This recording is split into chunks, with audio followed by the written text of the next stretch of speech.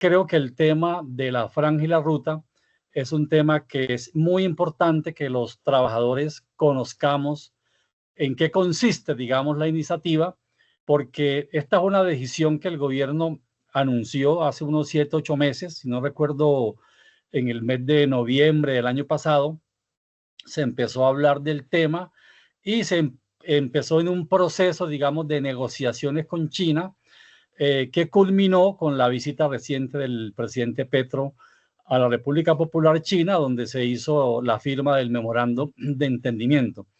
Sobre esta decisión han habido pues muchas reacciones negativas, no solamente dentro del país, especialmente los gremios económicos, no todos los empresarios, pero algunos como la ANDI, voceros, digamos, digamos, de las universidades que tienen una vocación más neoliberal que cualquier cosa.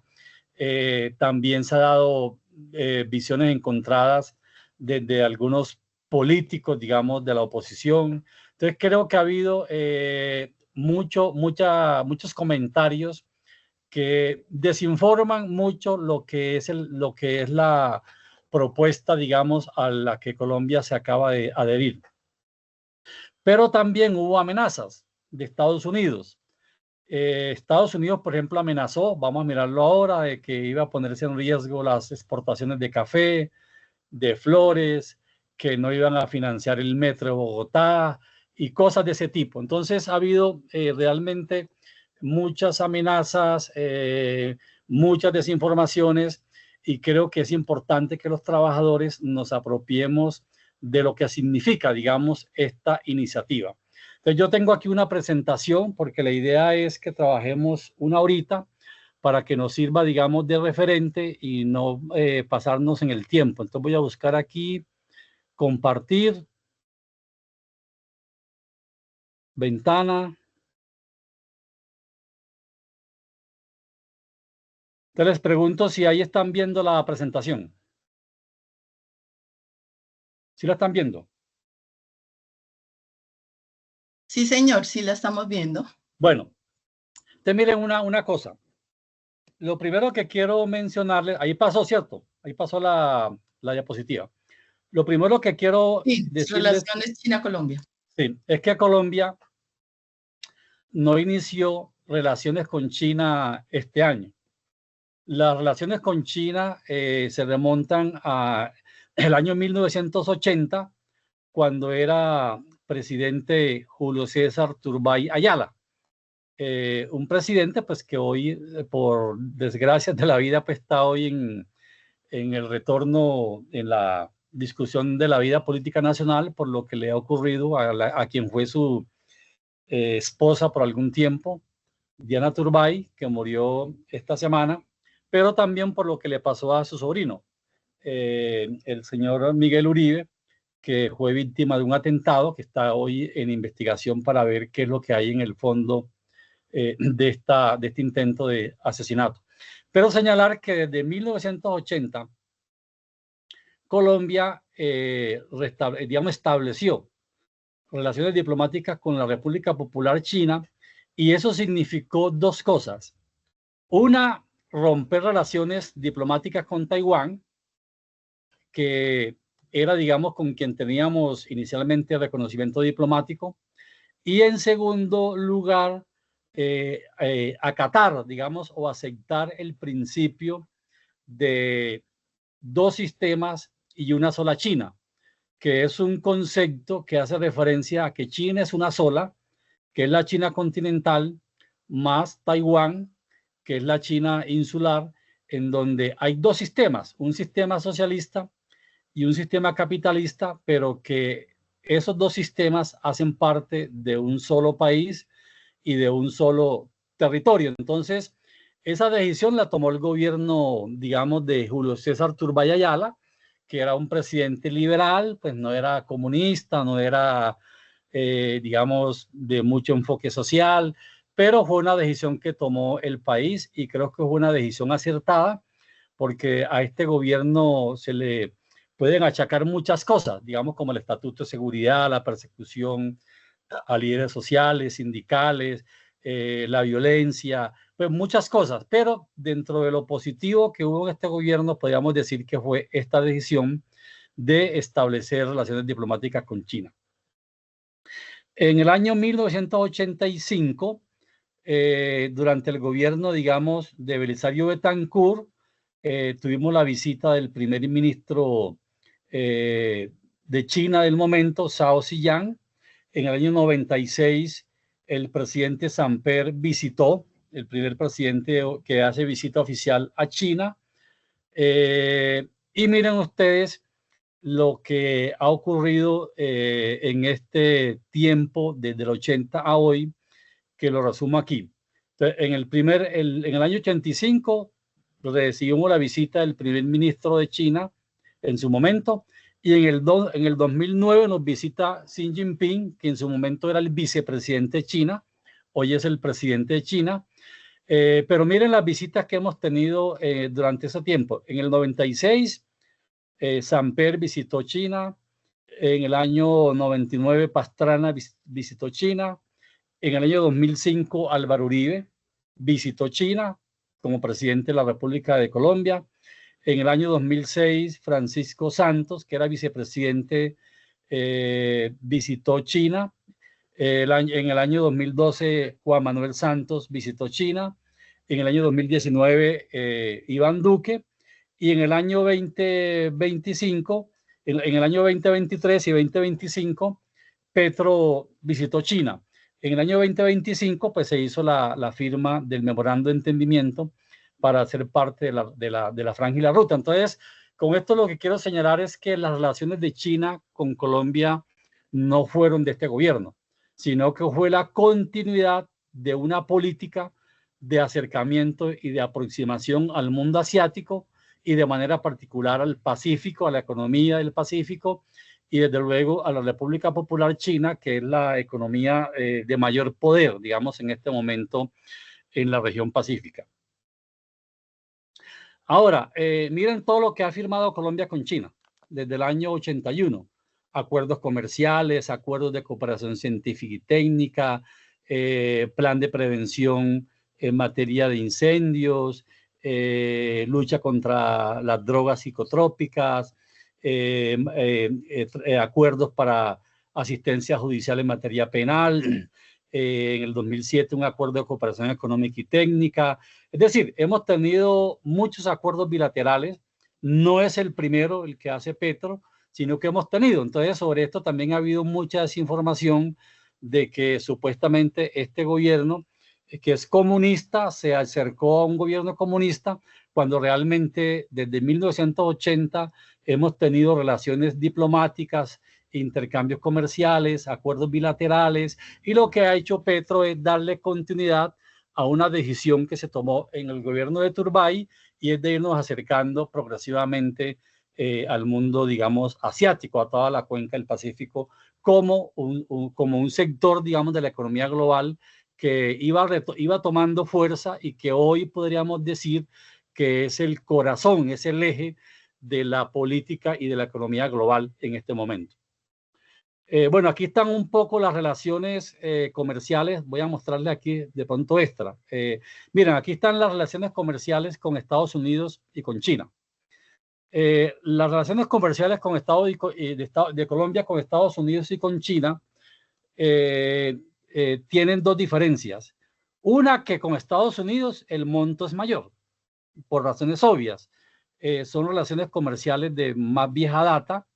Es un país mucho más cercano, pero con China hemos ido creciendo de manera progresiva.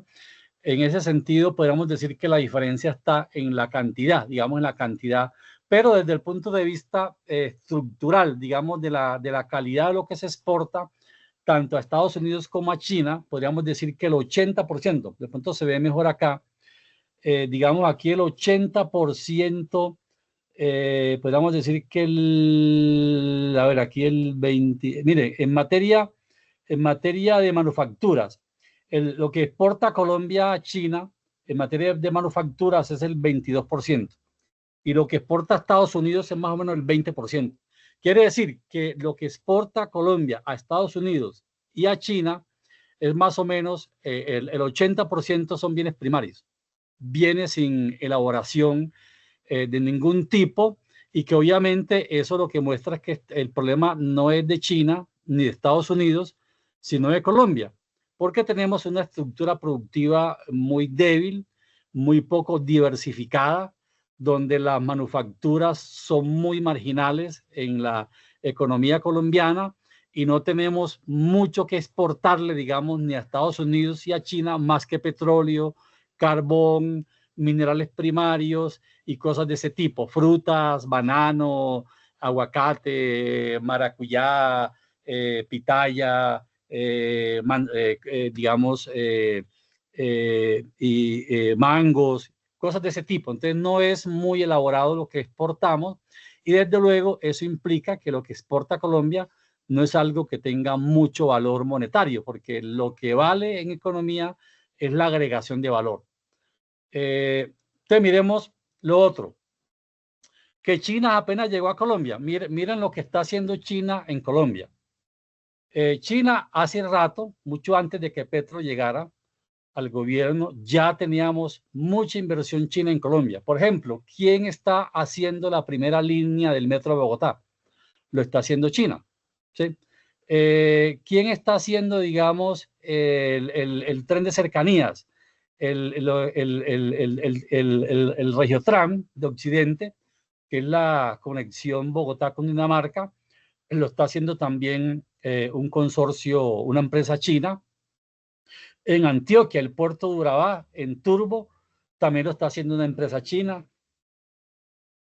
En materia de energía y minería, por ejemplo, Hidroituango, que es una de las hidroeléctricas más grandes que está el país construyendo, que ya está funcionando parcialmente, que ha tenido problemas de corrupción, de muchos problemas de inversiones, digamos, de muy mala calidad, que casi hubo una tragedia, que ha tenido muchos problemas producto de la corrupción, de la avaricia de los empresarios, que generó obviamente un problema técnico que indiscutiblemente tuvo en riesgo a mucha gente desde el Bajo Cauca, más allá incluso, que afortunadamente no trascendió, y que obviamente empresas chinas, pobre China, frente a la salida de los, digamos, empresas que estaban construyendo la hidroeléctrica, como tuvieron que irse por los temas de corrupción, China asumió, digamos, la parte final del proyecto. Entonces, China nos dio también la mano en la solución a la crisis, digamos, del proyecto de Hidroituango, que afortunadamente ya han entrado, creo que 2 o 3 generadores a funcionar. También tiene inversiones en minería, en Buriticá, Antioquia, en energías renovables, en materia, por ejemplo, de salud. En Bogotá se está construyendo una fábrica de vacunas que es pública, es de una empresa mixta, en donde Bogotá como estado, Bogotá, el distrito capital, tiene el 51% de las acciones y Sinovac, que es la empresa china que es experta en vacunas mundiales, tiene el 49% de la propiedad. Entonces es una empresa mixta y hay una transferencia, digamos, tecnológica para producir vacunas en el país, porque en Colombia las reformas neoliberales acabaron con la producción nacional de vacunas. El gobierno de Pastrana, digamos, acabó. Hoy Colombia produce vacunas para animales, pero no produce vacunas para seres humanos. Y todos recordamos que en el marco de la pandemia tuvimos que rogarle mucho a las multinacionales norteamericanas que nos vendieran vacunas. Afortunadamente China nos dio en donación vacunas, creo que también lo hizo Rusia, pero la verdad es que hubo contratos leoninos que no se le quisieron mostrar al país de estas multinacionales que realmente utilizan la tragedia humana como negocio. En cambio, China y Rusia tuvieron actitudes mucho más solidarias con el sur global. Y en este momento hay una, digamos, intervención, digamos, también solidaria de China, de ayudarnos a tener la capacidad también de recuperar la capacidad de fabricación de medicamentos y vacunas, que es fundamental para un sistema de salud. También, digamos, tenemos hoy un convenio científico para mejorar la productividad del arroz, un convenio que hizo la Universidad del Tolima con una universidad de China, del sur de China, para efectos, digamos, de darle mayor calidad y resistencia al arroz colombiano frente a enfermedades, plagas y mejorar la productividad agrícola del arroz en Colombia. Sabemos que China es un país que tiene cultura del arroz, es de pronto el país que más cultura del arroz tiene, y es importante también este convenio de transferencia tecnológica, que es un tema que ya venía desde antes de Petro. Pero el de las vacunas sí se hizo con el Ministerio de Salud de Carolina Corcho, recuerdo, que lo firmó con la alcaldesa a su momento, que era Claudia López, y obviamente la empresa Sinovac de China. Entonces, fíjense que ya China está haciendo cosas en el país que no lo está haciendo, pues, que no lo ha hecho ningún país del norte global, europeo, ni Estados Unidos. ¿Qué proyectos hay sobre el tintero? Está la línea 2 del Metro Bogotá, que en este momento hay 3 empresas que hacen parte, que están licitando, hacen parte, digamos, de la licitación, y las 3 empresas son consorcios colombochinos. También está sobre la mesa la ampliación del aeropuerto de Bogotá, la ampliación del puerto Buenaventura, el canal seco que ha hablado Petro en la zona del Darién, que sería como una alternativa al canal Atrato-Troandó, y redes ferroviarias, ¿cierto?, que se ha propuesto este gobierno con el apoyo de China. Incluso en este momento también ya hay convenios que se han firmado en materia de inteligencia artificial, que es una apuesta que ha hecho este gobierno, y que China es uno de los países de mayor avance tecnológico en el mundo en inteligencia artificial. Entonces ya hay un convenio que se firmó con el Ministerio de Ciencia y Tecnología y China para hacer transferencias. Sabemos que ya ese tema lo está trabajando también el gobierno, que hay una prueba piloto en Manizales, con la Universidad de Manizales y también con el SENA. Pero aquí ya hay un acuerdo con China mucho más formal, en donde esto se va a potenciar todo lo que implica la inteligencia artificial en materia, pues no solamente de servicios, sino también de robotización, de ciberseguridad. Hay muchas potencialidades que el país puede aprovechar de la mayor apropiación de nuestros jóvenes, de las universidades, del SENA, de una de las tecnologías vanguardias de lo que han llamado la cuarta revolución industrial. Entonces, digamos que China hace rato que llegó a Colombia. Es decir, China no la trajo Petro. Petro lo que hizo fue darle continuidad a una política que había adoptado el país. Era un proyecto de país. Yo creo que esto es uno de los casos emblemáticos que demuestran que la derecha y la izquierda pueden tener, digamos, en algún momento proyectos comunes en donde en medio de la diversidad es posible encontrar que Colombia como nación le apueste a un norte estratégico, y creo que esta es una de las muestras de que es posible que en medio de lo diverso el país pueda encontrar puntos de encuentro para que la izquierda, la derecha, el centro o la diversidad política de este país tenga por lo menos aspectos cooperativos y no confrontacionales. Ahora, en Colombia, desde hace algún tiempo ya hay algunas propuestas de redes ferroviarias. Yo aquí las estoy mostrando de manera muy rápida, que sería una oportunidad que se retomara ahora, porque la vía ferroviaria es la más eficiente, es mucho más barata que el transporte de carreteras en camiones, y creo que el país tiene hoy grandes potencialidades de una integración ferroviaria con trenes de alta velocidad, trenes eléctricos. Incluso ya hoy China está hablando de ferrocarriles que van a 1000 kilómetros por hora. Es decir, que los viajes en avión se van a acabar en un futuro no muy lejano, porque es más rápido ir en tren y más barato que ir en avión.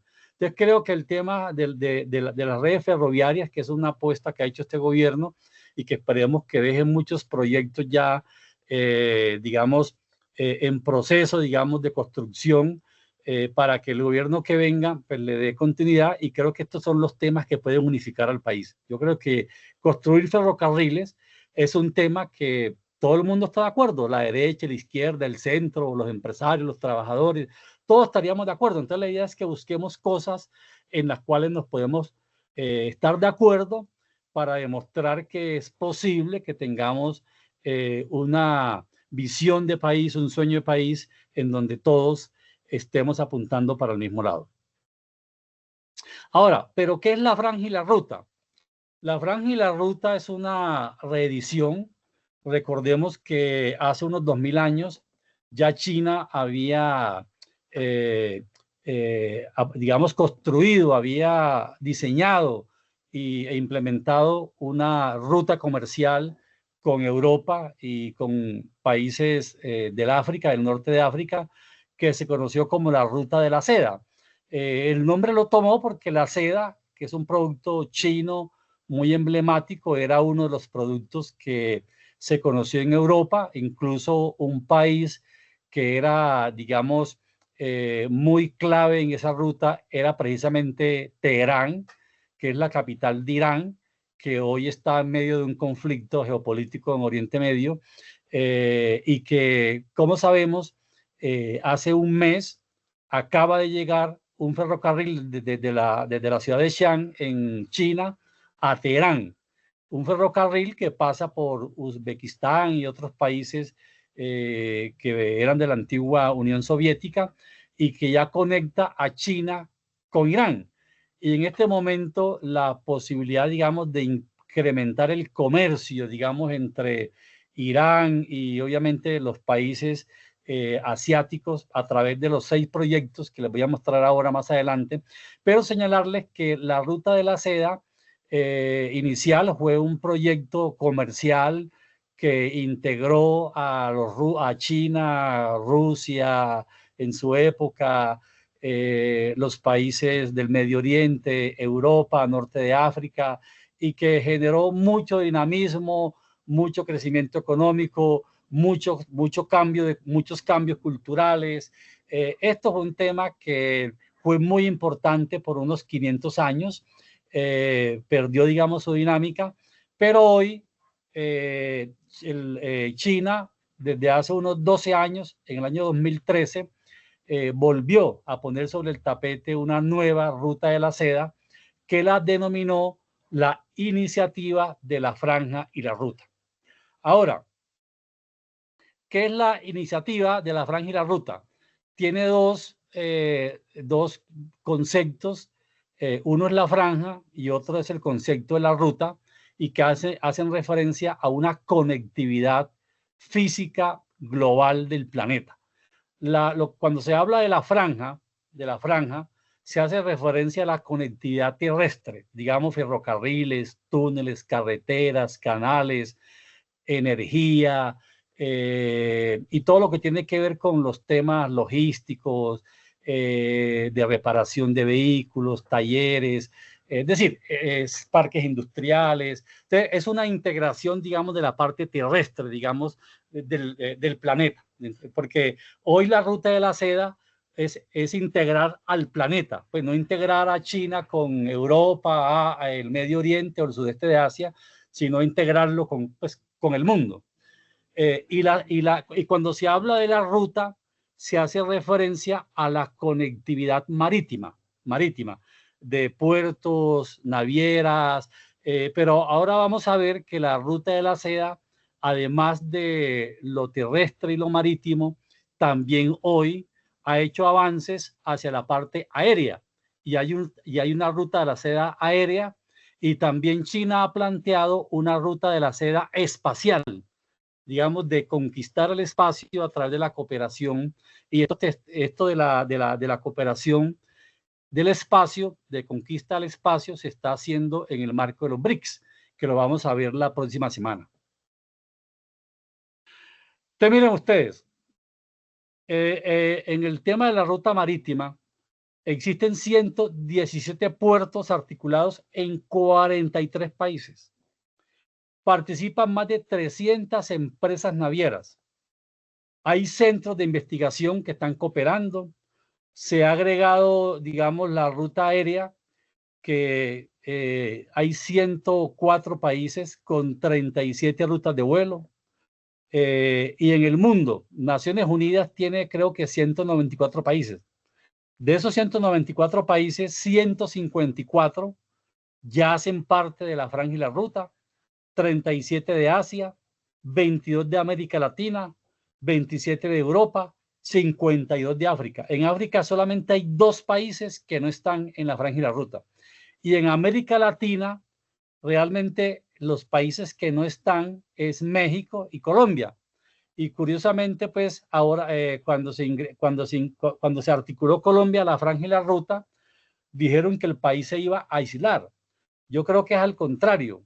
Colombia estaba aislado porque solamente México, por razones obvias, por temas geopolíticos, México, como dicen algunos mexicanos, el gran problema de México es que está tan cerca de Estados Unidos y tan alejado de Dios, que le dificulta desde luego articularse a un proyecto como la Franja y la Ruta, porque si Colombia fue amenazado, miren ustedes lo que sería México, probablemente hasta lo invadirían o lo atacarían militarmente. Entonces, lo cierto es que Colombia se encontraba aislada del mundo, aislada, y al integrarse a la Franja y la Ruta, podríamos decir que Colombia se integró al mundo, se integró a América Latina, porque son más los países que hacen parte de la franja y la ruta que los que no están. Entonces, hoy podríamos decir que la humanidad, ya hoy la gente no le tiene tanto miedo a Estados Unidos como antes. Estados Unidos, como lo dijera en algún momento uno de los líderes emblemáticos de la primera versión de este proceso chino de República Socialista, que fue Mao Zedong, hoy realmente sí es un tigre de papel. Es un tigre que ruge, grita mucho, pero que ya no tiene la fortaleza de su mordisco, de sus garras como las tenía antes, pero sigue siendo obviamente un animal peligroso, y por esa razón creo que hoy el mundo ya no le come mucha carreta a Estados Unidos, y la prueba es de que la mayoría de los países del mundo, a pesar de las presiones de Estados Unidos, se encuentran en la franja y la ruta. Lo otro es que la iniciativa de la franja y la ruta, que tuvo su inicio en el año 2013, cuando lo anunció Xi Jinping, ha logrado movilizar más de $1 billón en inversiones. $1 billón.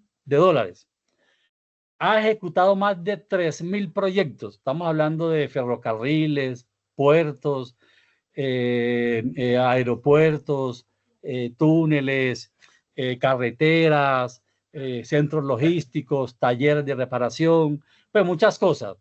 Y ha creado más de 420.000 empleos y ha sacado de la pobreza a más de 40 millones de personas en el mundo.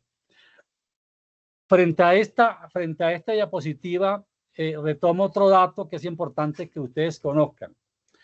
Resulta que China tuvo un gran cambio en su, digamos, en su modelo de desarrollo económico con Deng Xiaoping, que permitió que llegara, digamos, cierta, digamos, libertad de empresa. Digamos, podríamos decir que China hoy es un país que tiene un control estratégico de sectores claves en la economía, pero es un país en donde el 70% del PIB lo hace la empresa privada. Digamos, en China hay libre empresa, digamos, es una economía donde hay libertad de empresa, pero el Estado controla las empresas que son estratégicas. Estamos hablando de las empresas de energía, las empresas del sector financiero, empezando por el Banco Central, que es un banco del gobierno, no es un banco independiente como la Reserva Federal o el Banco de la República. Estamos hablando de las empresas de transporte, las empresas ferroviarias, estamos hablando de las centrales nucleares, estamos hablando, digamos, de las empresas, digamos, del tema de la ciencia y la tecnología. Entonces, es un país que tiene control estratégico de sectores clave que no pueden estar en manos privadas, y obviamente hay mucha libertad, mucho apoyo, muchos subsidios a la empresa privada, especialmente a las empresas que hacen innovación, que hacen avances tecnológicos en la producción, que están a la vanguardia de las tecnologías de punta en el mundo, y tiene obviamente mucho apoyo del Estado. ¿A través de qué? Asistencia tecnológica, crédito de fomento, apoyo tributario, poquitos impuestos, muy poca regulación, muy pocas trabas. Entonces creo que eso ha sido importante para que ese modelo combinado de empresas estratégicas bajo control del Estado, más libertad de empresa en el agro y en el sector empresarial, manufacturero, de servicios. Es importante entender que este enfoque económico, China lo denomina socialismo con características chinas. Y ese modelo empezó a cambiar con Deng Xiaoping, y es un modelo que ha tenido un resultado tan importante que en 40 años sacó de la pobreza a 850 millones de personas. Es decir, hoy China tiene la clase media más fuerte del mundo. Estamos hablando de más de 450 millones de personas hoy son la clase media, mucho más que la población de Estados Unidos. Es decir, que China tiene una capacidad de consumo más que la economía de Estados Unidos. Entonces, el punto es que eso fue posible porque tuvimos las mejoras salariales en China son las que se han dado, la que mejores incrementos ha tenido en el planeta, lo ha dicho la OIT. Entonces creo que el modelo chino es un modelo que se intenta replicar en el mundo. Cuando China hace la propuesta de la franja y la ruta a nivel mundial, lo hace como una intención de compartir con el mundo un modelo de desarrollo económico que fue exitoso en China. Obviamente, no para que lo copiemos, sino para que lo adoptemos y adaptemos a nuestras características económicas propias. China no impone políticas, no impone reformas legales, pensionales, tributarias, no impone privatizaciones. China no impone cambio de modelos económicos o políticos. China no se mete en los asuntos internos de ningún país. Eso lo diferencia del enfoque norteamericano y europeo, que ellos sí se meten en los asuntos internos de los países y deciden qué reformas hay que hacer, qué cambios laborales, qué cambios a las pensiones, si no, no le damos el crédito. Entonces creo que aquí hay también otro enfoque mucho más cooperativo que impositivo, digamos, que es el que hemos sufrido desde la posguerra, de la Segunda Guerra Mundial, cuando nos impusieron inicialmente pues unas políticas económicas que inicialmente pues fueron positivas, pero con los cambios de la década de los 70, lo que estuvo de moda fue el neoliberalismo, las privatizaciones, las reformas laborales regresivas y cosas similares. Entonces, hoy intentamos revertir las reformas, grandes reformas neoliberales, como la ley 50 al 90, la ley 789 del 2002, la ley 100 del 93, la ley de servicios públicos domiciliarios. Entonces, todas esas leyes que fueron por imposiciones de los países que nos dan crédito y los bancos, hoy lo que está haciendo este gobierno es intentar revertir lo que nos impusieron anteriormente. Ahora, lo que hizo Colombia con la franja y la ruta fundamentalmente fue un memorando de entendimiento en donde básicamente hay unos 11 sectores, digamos 11 sectores de cooperación. Lo primero tiene que ver con intercambio de experiencias políticas. Colombia no firmó, digamos, hacer proyectos, sino que firmó un acuerdo en donde en estos 10 ítems que hay aquí se pueden hacer convenios de cooperación, se evalúan por las partes y si hay acuerdos se desarrollan los proyectos. Entonces, digamos, en el número 1 tiene que ver con que China es un país que ha tenido mucha experiencia en la cultura de la planeación económica. Entonces, porque en el neoliberalismo nos han dicho que la planeación de la economía ya murió, que aquí no hay forma de planear, que no podemos planear el futuro, que el futuro lo impone el mercado.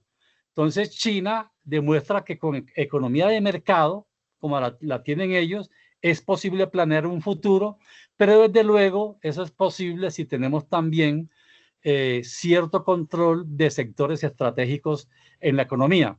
Y obviamente, pues Colombia es un país que tiene pues, ya muchas cosas privatizadas, pero todavía conserva algunas y ahora se han dado cambios importantes y creo que esa experiencia china, que conozcamos cómo se planea, digamos, la economía, cómo se planea el futuro, es posible hacerlo en un contexto de economía de mercado.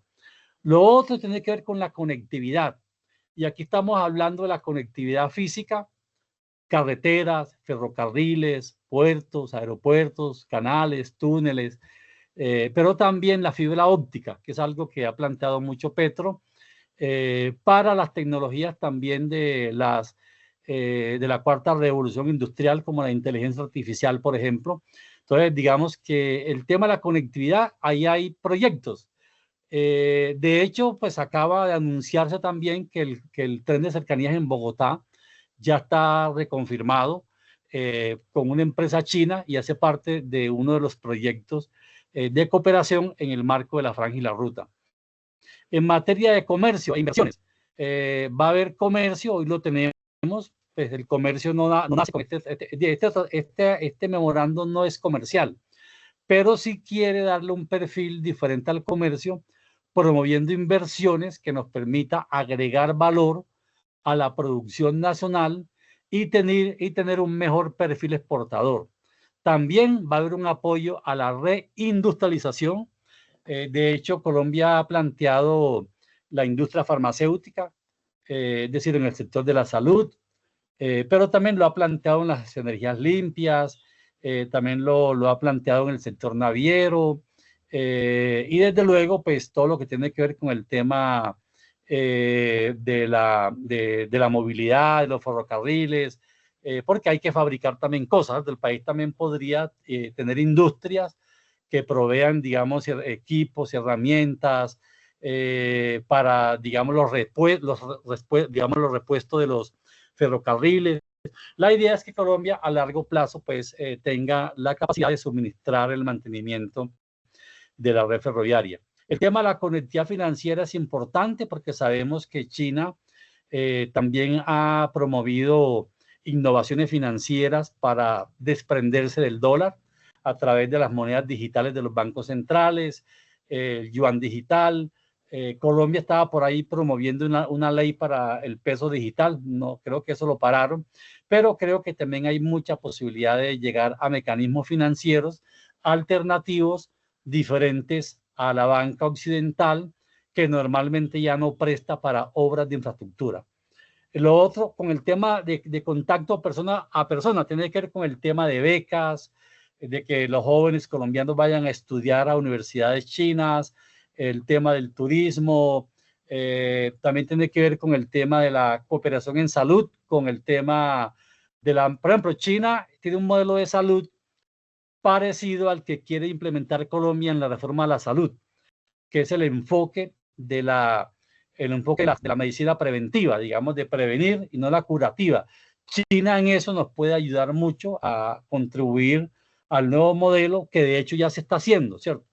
En el tema de medio ambiente y en el tema de ciencia y tecnología, se acaba de firmar un convenio sobre ciencia y tecnología. Entonces creo que la Franja y la Ruta lo que abre son posibilidades de proyectos que se evalúan por las partes. Allí no se acordó ningún proyecto, sino que hay temas donde esos temas dan ideas de proyectos y esos proyectos, si hay valoraciones positivas de las partes, se implementan. Entonces, para que quede claro que esto no es un tratado comercial, sino un acuerdo de cooperación científico, tecnológica, política, de infraestructura física, de reindustrialización y que lo comercial obviamente es consecuencia de el apoyo, digamos, a una transformación estructural de la economía colombiana, que es lo que este gobierno ha planteado y que es lo que quisiéramos que se diera para que en Colombia tuviéramos una economía que generara alto valor agregado, que generara productos de alta refinación tecnológica, porque en economía, riqueza es agregación de valor.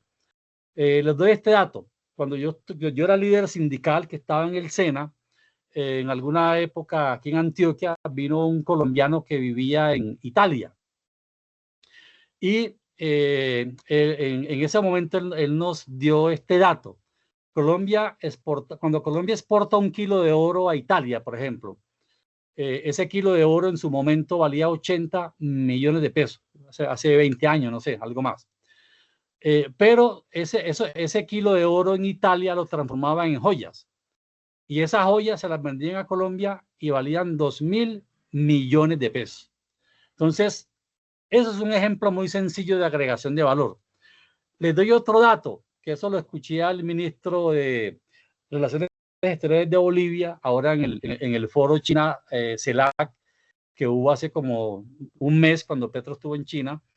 Decía, China, por ejemplo, en este momento está haciendo China una fábrica una siderúrgica, digamos, en Bolivia, que la voy a mostrar ahora. Cuando Bolivia exportaba el hierro como materia prima, la tonelada de hierro la vendían $20. Hoy, que el hierro lo transforme en acero, esa tonelada de acero la exporta en $1.200. Entonces, fíjense ustedes, sin agregar valor, $20 la tonelada. Agregando valor, $1.200 la tonelada. Entonces, eso es lo que implica la franja y la ruta. Bueno, voy a mostrarles aquí como las inconsistencias, digamos, que hay frente a lo que es la franja y la ruta. ¿Qué es lo que hay en la narrativa occidental?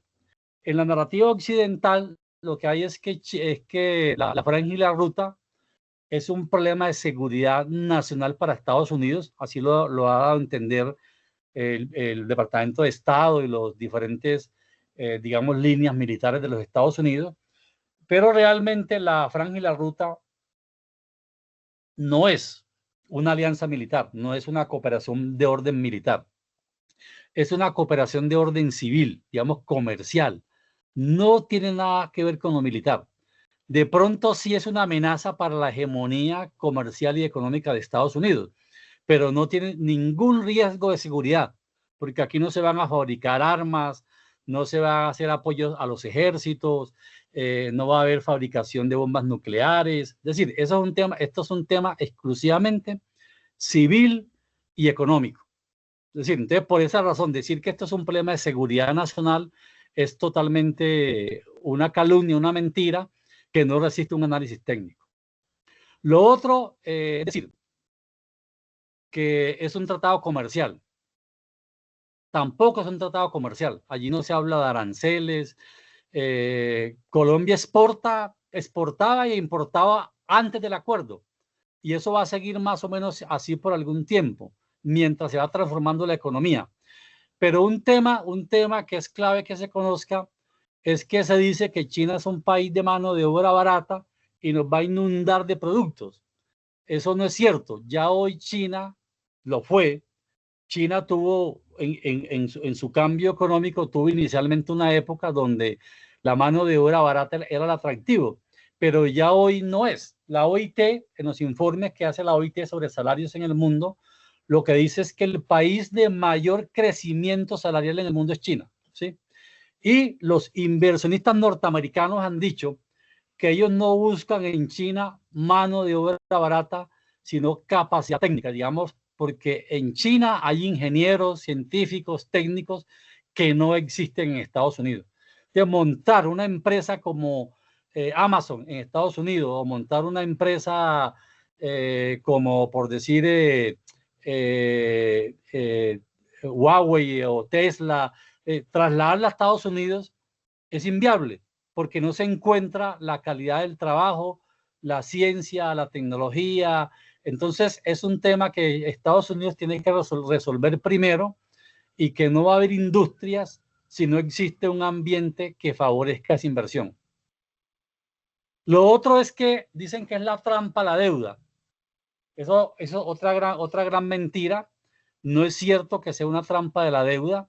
De hecho, la trampa a la deuda la tenemos aquí nosotros ya. Hoy, de hecho, el gobierno colombiano está endeudado hasta un 60% del PIB, que no fue deuda de Petro, fue deuda de Duque, de Santos, de ahí para atrás. Y hoy tenemos una deuda que nos está robando el presupuesto público. Digamos, hoy en día el presupuesto, la deuda es más del 60% del PIB en este momento. La deuda del gobierno central solamente. Y se lleva más del 22-25% del presupuesto general de la nación. Entonces, la trampa a la deuda no es la franja y la ruta. La trampa a la deuda es la que ya tenemos hoy. Y es la que tenemos hoy con las tarjetas de crédito, con los créditos usureros que le dan los bancos a las empresas para que nunca los paguen, y obviamente se queden pagando la deuda mucho tiempo hasta que le quiten las propiedades, las máquinas, la tierra, el edificio. Entonces, la trampa de la deuda es la que tenemos hoy. La China no es, pues, lo que se ha demostrado es que todos los proyectos que se han financiado en el marco de la franja y la ruta, solamente el 5% ha habido necesidad de una refinanciación o de una reorganización de la deuda. El 95% son proyectos que tienen retorno, y ese retorno para la deuda. Entonces creo que hay una gran diferencia entre la política de endeudamiento de China y la política de endeudamiento de la banca occidental. Ahora, que China es un país imperialista. Hombre, China es un país que nunca ha invadido a ningún país. Y es una cultura de 5.000 años. China nunca ha invadido ningún país. La única vez que tuvo ejército por fuera de China fue cuando ayudó a Vietnam frente a la agresión de Estados Unidos, cuando la guerra de Vietnam. Pero China no ha matado a ningún... ¿Cuántos golpes de Estado ha dado China en Colombia? Ninguno. ¿Sí? Miren lo que dijo un presidente, el expresidente de Zimbabue. Cuando China llega a África, construye hospitales, carreteras y puertos. Cuando Occidente llega, impone sanciones y condiciones. Entonces, ahí están los dos modelos, ¿cierto? Los dos modelos. Y miren una cosa. Estados Unidos tiene una lista de golpes de Estado. Jacobo Arenas en Guatemala, João Goulart en Brasil, Salvador Allende, que además del golpe lo mataron, Manuel Noriega, que lo tumbaron y murió en una cárcel de Estados Unidos, Fernando Lugo en Paraguay, Dilma Rousseff, Pedro Castillo, incluso en Bolivia también Evo Morales, el asesinato, por ejemplo, ¿quién asesinó al presidente de Panamá, Omar Torrijos, a Roldós de Ecuador? Entonces, Estados Unidos tiene una lista de asesinatos, de golpes de estados, de intervenciones militares en América Latina, que le da a uno risa cuando uno escucha a Estados Unidos diciendo que China es un país imperialista, ¿cierto? Entonces yo creo que China nunca ha mandado a asesinar a nadie, ni ha promovido golpes de estado, ni ha hecho intervenciones militares, ni cosas de ese tipo. Lo otro, para terminar, China en este momento, bueno, mire, China en América Latina hizo el puerto de Chancay, que ustedes conocieron, que es el puerto más grande de América Latina. Está construyendo la central nuclear Atucha 3 en Argentina, la siderúrgica de Mutún en Bolivia, de las que le hablé ahora, y también el tren bioceánico, y como propuestas que hay, el tren bioceánico Brasil-Perú. Y voy a terminar con esto. Entre China, Europa, Asia, hay 6 grandes proyectos de integración ferroviaria y física.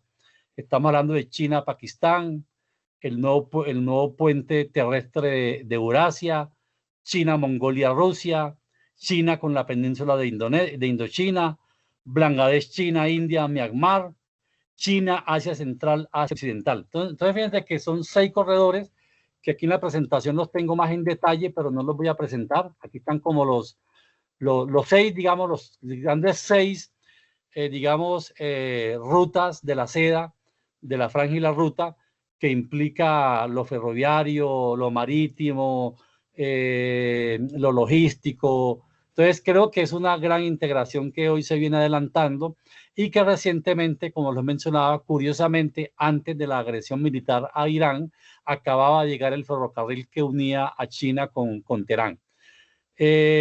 Bueno, yo les dejo aquí de manera muy rápida, les voy a mostrar también al final que China también está trabajando el tema de la conquista del espacio, que también está hablando, y esto lo está haciendo en el marco de los BRICS. Y quería decirles como la última recomendación, los que quieran conocer a China, los invito a que lean a Confucio. Confucio es un filósofo que marcó mucho la historia de China y que hoy es el que está, digamos, siendo el filósofo de cabecera de la política china y de la cultura china. Fundamentalmente, los principios del confucianismo hablan de una armonía social, digamos, especialmente las virtudes del ren y el li, en donde hay una gran armonía entre el cielo y la tierra, dando a entender que existe un orden en la tierra que debe estar en coherencia con un orden divino. Es un poco una idea muy similar al concepto de ley natural del cristianismo. Una educación moral fundamentalmente muy fuerte, muy de servicio a la comunidad, y en donde lo que plantea es que los gobernantes deben estar, digamos, en consonancia con el mandato del cielo. Si un gobernante va en contra del mandato del cielo, debe ser derrocado, digamos, por el pueblo. Entonces, fíjense ustedes que tienen muchos conceptos interesantes que son los que hoy China forma su sociedad, y creo que es un concepto que promueve la filosofía del ganar-ganar, que lo comenta mucho China, de la cooperación, de la ayuda mutua, del bien común, del interés colectivo. Son ideas que también han hecho parte de la cultura occidental, pero que hoy se han perdido por la imposición de la ideología liberal, individualista, neoliberal, y mucho de lo que tiene que ver con el tema de los derechos fraccionados, como es la ideología woke y cosas de este tipo.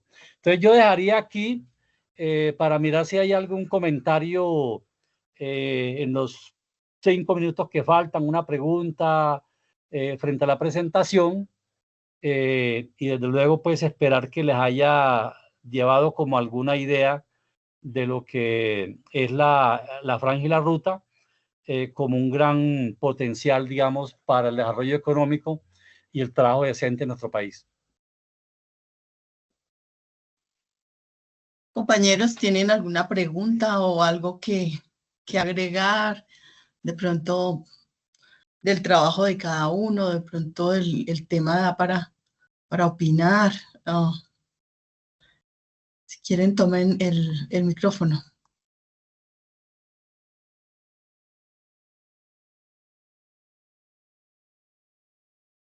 Muchas gracias por la charla muy ilustrativa en este momento que es importante entender la situación en el mundo, particularmente nosotros los colombianos. Muchas gracias. Con mucho gusto. Sí, la idea Muchísimas es que... gracias, profe. Señor. Sí, John Jairo, adelante. John Jairo es. Compañera, adelante.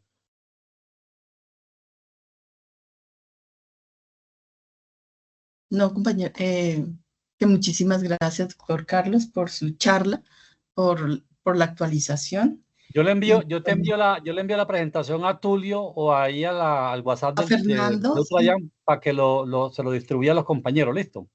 Sí, señor. Bueno, muchísimas entonces gracias. Nos vemos la próxima semana a la misma hora. El próximo miércoles a la misma hora, sí, señor. Para hablar de los BRICS, que Colombia también ingresó además de la Faringe y la Ruta, acaba de ingresar al nuevo Banco de Desarrollo de los BRICS.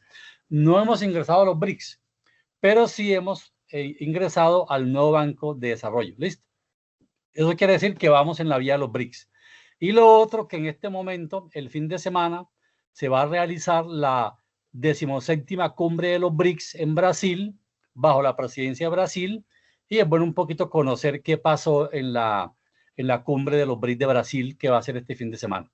Entonces nos vemos la próxima semana y que tengan feliz resto de semana.